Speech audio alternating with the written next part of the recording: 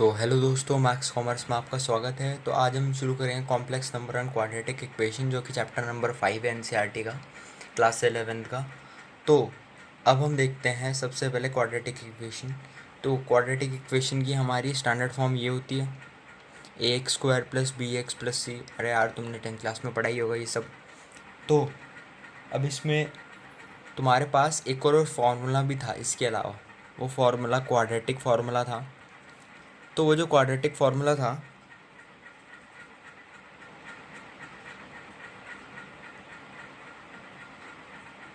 एक फार्मूला भी था तुम्हारे पास,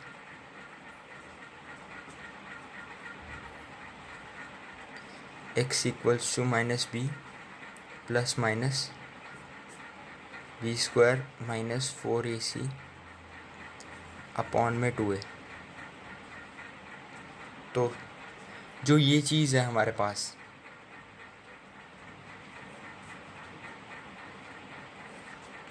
उसकी ये चीज़ डिस्क्रिमिनेंट कहलाई जाती है। तो डिस्क्रिमिनेंट क्या होता है? B square minus 4ac। तो उसमें यार तुमने बहुत सारे केसेस भी देखे होंगे। जैसे ये केसेस होते थे हमारे पास, इसमें हमारे पास केसेस होते थे जिसके बेस पे हम क्वेश्चन करते थे। तो उसमें जैसे कि पहला केस तो ये है कि अगर हमारा डिस्क्रिमिनेंट जो है वो ज़ीरो से बड़ा है, तो उसमें कोई रियल रूट नहीं होगा, मतलब कोई रियल रूट होगा ही नहीं।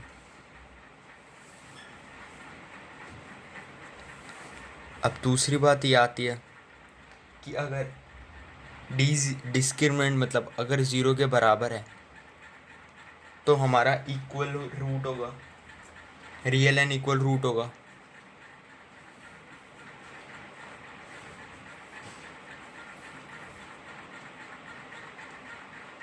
और वहीं पे अगर डिस्क्रिमिनेंट जो है हमारा बड़ा है ज़ीरो से, तो हमारे पास इसमें रियल रूट होगा, वो भी डिस्टिंक्ट रूट के साथ, मतलब अलग अलग रूट्स आएंगे उसमें।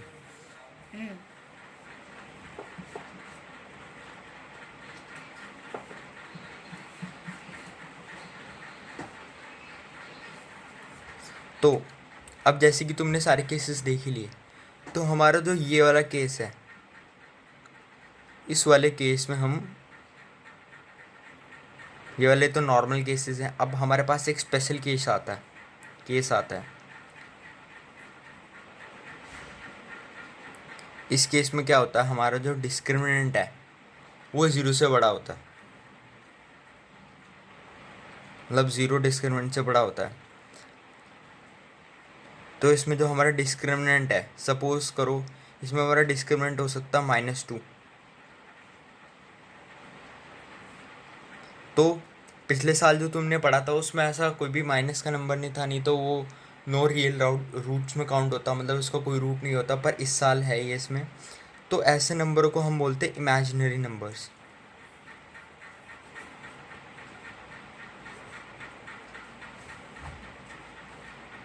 तो अब इसमें हम लोग कुछ और एग्जांपल भी देख लेते हैं। जैसे कि इसमें हमारा -3 हो गया, ये सारे इमेजिनरी नंबर्स हो गए, जो कि बहुत ही इंपॉर्टेंट होता है, मतलब आगे की चीज़ को समझने के लिए बहुत ही इंपॉर्टेंट है इमेजिनरी नंबर्स। तो अब हम आगे चलते हैं। तो जैसे कि हमारे पास कोई भी रूट है, जैसे कि -2 इक्वल्स टू,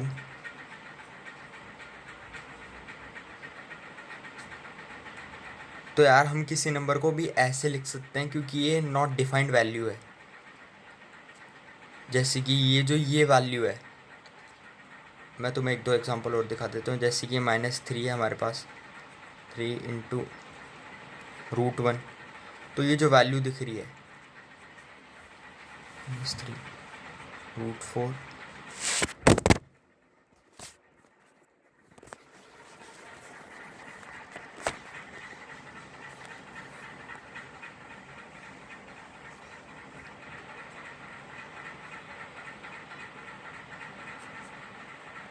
तो ये जो वैल्यू आ रही है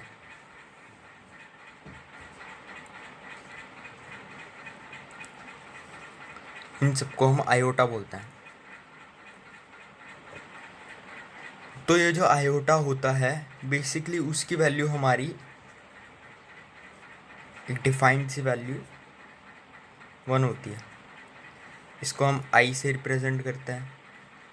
तो ये बहुत ही इंपॉर्टेंट है, ये आगे के क्वेश्चंस में बहुत ही ज़्यादा काम आने वाला है। पूरा आयोटा का ही खेल है इसमें, इस पूरे चैप्टर में। तो अब हम आगे देखते हैं इसमें क्या चीज़ आती है। तो अब यहाँ से स्टार्ट कर देते हैं हम लोग।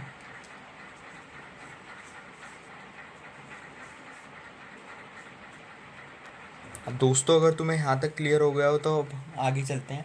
तो आगे हमें कॉम्प्लेक्स नंबर देखने क्या होते हैं। जैसे कि चैप्टर का नाम ही कॉम्प्लेक्स नंबर है और क्वाड्रेटिक इक्वेशन, तो क्वाड्रेटिक इक्वेशन वाला ये पार्ट हो गया। आगे भी आएंगी क्वाड्रेटिक इक्वेशन इस क्वेश्चन में। तो इसमें कॉम्प्लेक्स नंबर हमारा क्या होता है।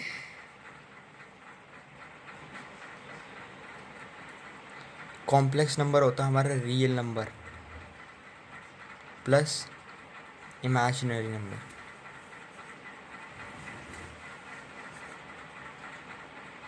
तो ये चीज़ हमारी कॉम्प्लेक्स नंबर बन जाती है।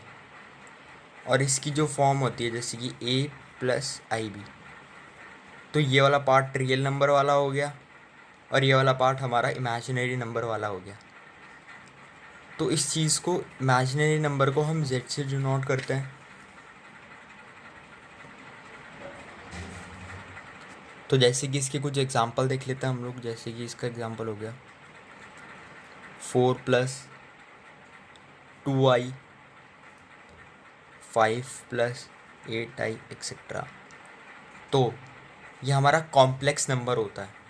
तो कॉम्प्लेक्स नंबर में हमारा ये चीज़ है। अब हम कुछ प्रॉपर्टीज़ देख लेते हैं आयोटा की, जो कि हमें पूरे चैप्टर में काम आएगी, बहुत ही इंपॉर्टेंट है। तो जैसे कि हमें पता था, हमने फर्स्ट प्रॉपर्टी में पढ़ा है इसकी।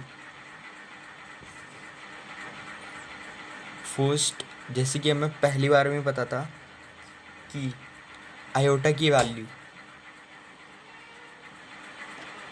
तो जैसे कि हमें पहले ही पता था जो आयोटा की वैल्यू है वो -1 है। तो सेकंड चीज़ कर लेते हैं हम लोग, आई स्क्वायर की वैल्यू क्या होगी। ये बहुत ही ज़्यादा काम आने वाली है, हर जगह ये काम आएगी। -1 इंटू -1, तो इसमें क्या होगा, -1 का स्क्वायर, तो स्क्वायर से रूट कट जाएगा और हमारा -1 वैल्यू आ गई इस चैप्टर आई स्क्वायर की। अब वैसे हम लोग थर्ड वैल्यू इसकी आई स्क्वायर की निकाल लेते हैं।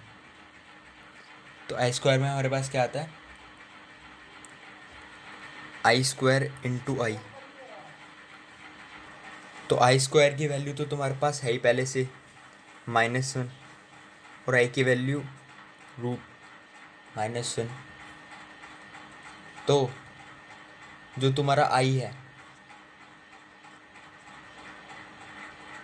तो इस जगह पे हम लोग खाली आई रहने देते हैं। तो -1 इंटू आई माइनस आई, तो ये हमारी आई क्यूब की वैल्यू हो गई। अब हम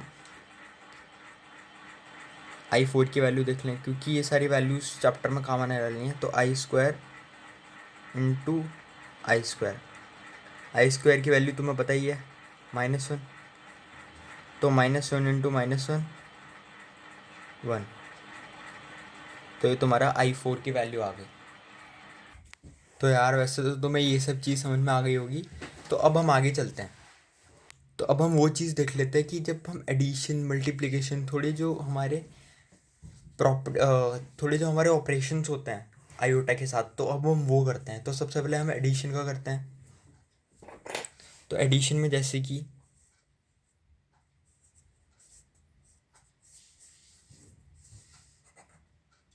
एक मिनट फ्रेंड्स,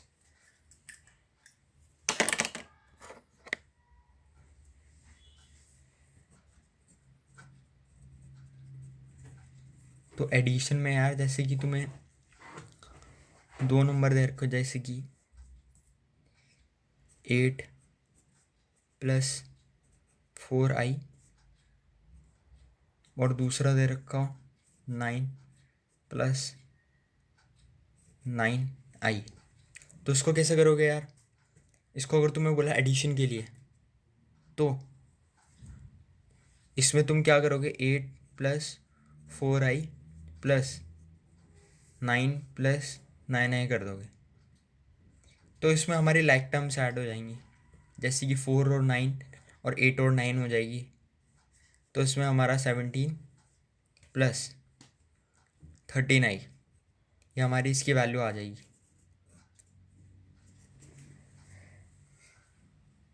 तो अब हम आगे चलते हैं, जैसे कि इसमें सब्ट्रैक्शन कैसे करेंगे। अब हम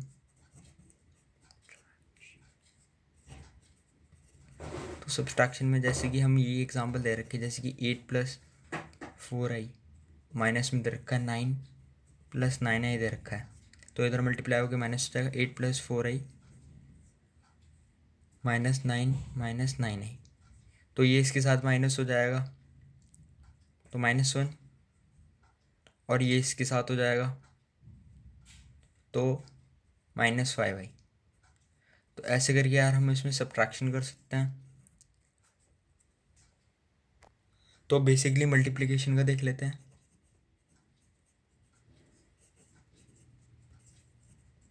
तो मल्टीप्लिकेशन में जैसे कि हमारे पास ए नंबर ले लेते हैं, 8 + 4i को हम मल्टीप्लाई कर देंगे 9 + 9i को।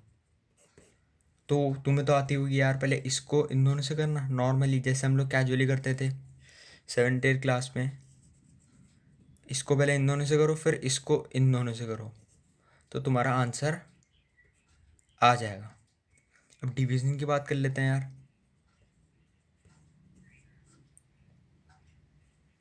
तो डिवीज़न में यार जैसे कि हमें कुछ भी दे रखा हो, 8 + 4i दे रखा है और 9 + 9i दे रखा है, तो उसमें कुछ नहीं करना, बस हमें रेसिप्रोकल कर देना है इसमें।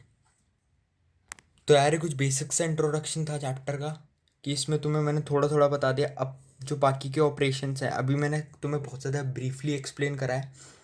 तो मैं तुम्हें चैप्टर के जब एक्सरसाइज करूँगा तो सारे के सारे तुम्हें बेसिक्स बता दूंगा, मतलब बेसिक्स तो बता ही दिए।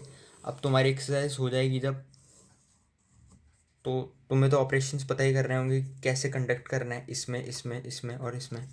तो अब थोड़ा सा एडिटिव इन्वर्स और मल्टीप्लिकेटिव इन्वर्स के ऊपर डाल लेते हैं नज़र। तो एडिटिव इन्वर्स में क्या हो जाता है,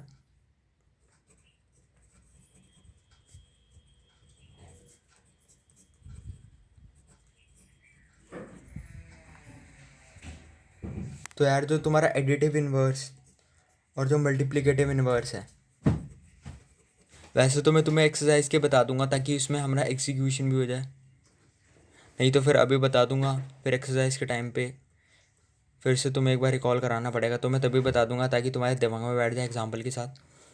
तो इसको हम तभी करेंगे एडिटिव और मल्टीप्लिकेटिव इन्वर्स जब हमारे सामने क्वेश्चन आएंगे। तो ठीक है दोस्तों, अगर आपको वीडियो पसंद आई हो तो लाइक कीजिए और प्लीज़ चैनल को सब्सक्राइब कीजिए। प्लीज़ आप